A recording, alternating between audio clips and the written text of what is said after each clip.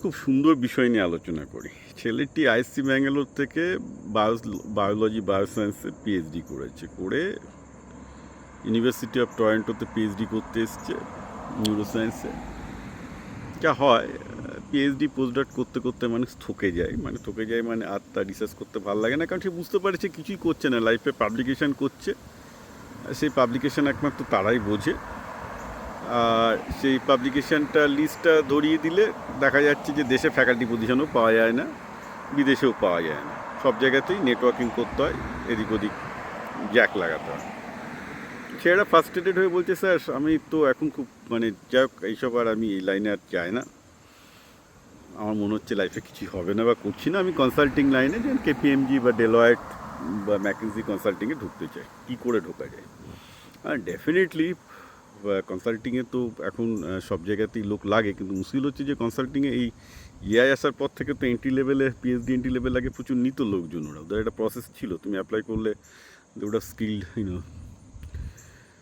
they would have screened you and would have filtered your resume and stuff like that. কিন্তু ওটা এখন আর কিন্তু নেই, কারণ এআই আসার পর থেকে এন্ট্রি লেভেলে ঢোকা খুব মুশকিল হয়ে গেছে, যেটা অ্যাকচুয়ালি এখন সব জায়গাতেই প্রবলেম হচ্ছে।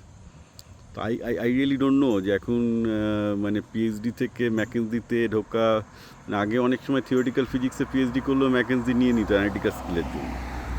আর বাদবাকি যারা ইউজফুল বায়োসায়েন্সে কাজ করেছে, এই করেছে, সব জায়গাতে ওদের বিভিন্ন লেভেলে এক্সপার্টের দরকার হতো, রাইট? তো ওরা নিত। তো এখন তো আমার মতে বলা কিন্তু খুব মুশকিল যে সত্যি পিএইচডি করে কনসাল্টিং, টপ কনসাল্টিং ফার্মে জয়েন করাটা আদৌ এই চ্যানেলটা খোলা আছে কি না।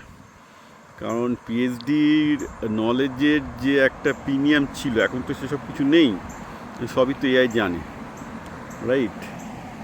সেক্ষেত্রে এক্সপিরিয়েন্সটার একমাত্র প্রিমিয়াম পাওয়া যায়, কিন্তু এক্সপিরিয়েন্স তো কারণ নেই তোমাদের, তাহলে কী করে হবে? তো আমি জানি না, এটা আমি জাস্ট ইউটিউবে এবং মোটামুটি আমার বন্ধুদের কাছ থেকে এটাই শুনছি। তো আমি তোমার গ্যারান্টি দিয়ে কিছু বলতে পারবো না, কিন্তু এটা আগে আমাদের সময় এটা ছিল, অনেকেই বেসিক্যালি করতো। অর্থাৎ পিএইচডি করার পর বিগ ফোর কনসাল্টিংয়ে জয়েন করা is not a new thing, people have done it. তো আমি বলতে পারবো না এখন তুমি সেটা পারবে কি না।